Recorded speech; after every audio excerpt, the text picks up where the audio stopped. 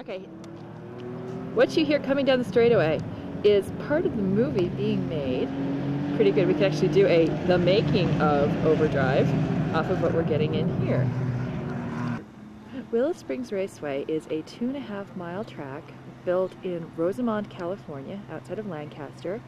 We are just down from Edwards Air Force Base, where the space shuttle does its alternative landing. You can see the ribbon of the track going out there through the dust. And it just goes and goes and goes. Pete took me for a little bit of a joyride this morning, and taking it easy, we hit about 130. It's quite a rush. I had to Yahoo a couple of times. And I can verify that. Pete's being silly. If you look over here, you can see the Movie Geeks trailer. The one with the open door is Steve Guttenberg's. The one behind it is Robert Wagner's. And you can look straight down and you can see the cars sitting on grid. And I think we'll walk down and we'll show you Pete's toy. The black car is ours. It is a 1981, or I should say, it started life as a 1981 911 SC. It has a 3-liter engine, 5-speed manual transmission, and brakes that are completely capable of bringing the car down from somewhere in the neighborhood of 140 to 150 miles an hour. It has a big front oil cooler to keep everything chilled out.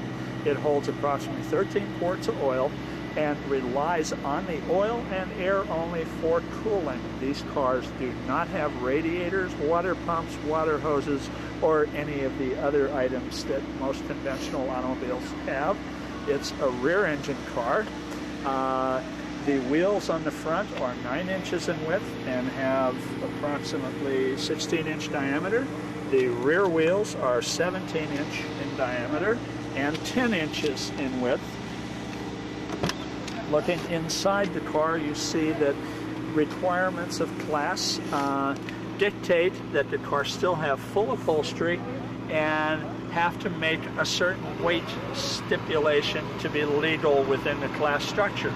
This particular car has been used for sporting purposes almost since new, so is almost like new in many respects.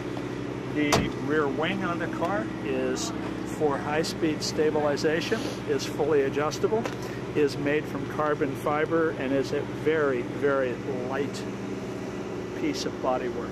The rest of the car is all original factory steel, and the fender flares are normally referred to as turbo look, meaning they were the fenders that were put on the turbocharged versions of this car, which had roughly 300 horsepower compared to the 180 this car has.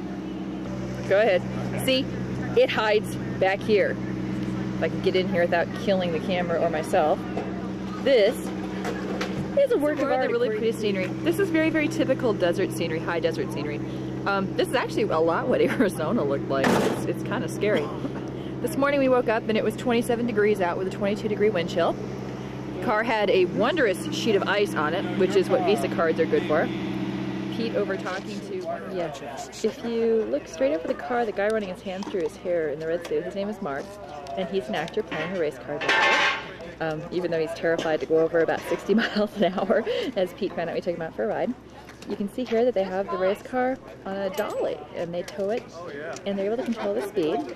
And up here on the truck, you've got the cameras and lights, and they also have cameras on little trays like the drive-ins had, and had the little girl come out, car hops. And they're able to get the cameras from both angles, and they're able to control the shot that way. We're in the start-finish tower on the front straightaway, watching a 911 go through turn 8. The speed here is approximately 135 miles an hour, and he's now entering a braking zone going into turn 9. Turn 9 will lead out onto the front straightaway, as you can see from this camera angle. Quite fast right here, shifting into 5th gear, and he'll hold 5th gear all the way down the straightaway.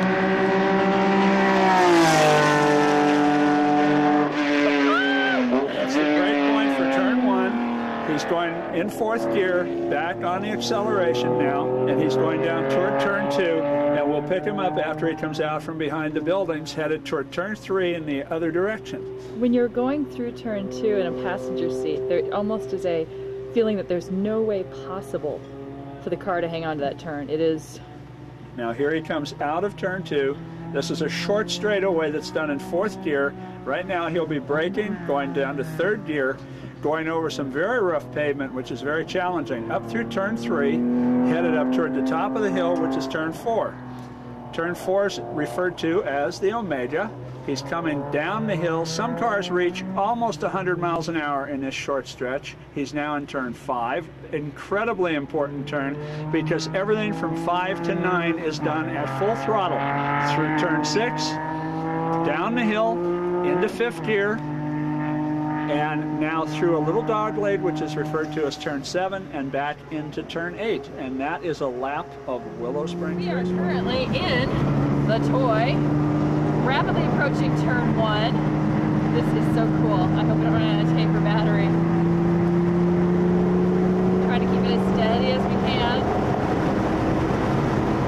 Here's turn 2. This is the one I said where it almost feels like there's no way possible the car is going to hang on. This is normally done at approximately 100 miles an hour in racing conditions. Yeah, we're just playing right now. Although we are in 4th gear already. I think we're out of tape. No. Yeah, it's saying 0 minutes. Keep it on. Has it shut off yet? No. Turn 3.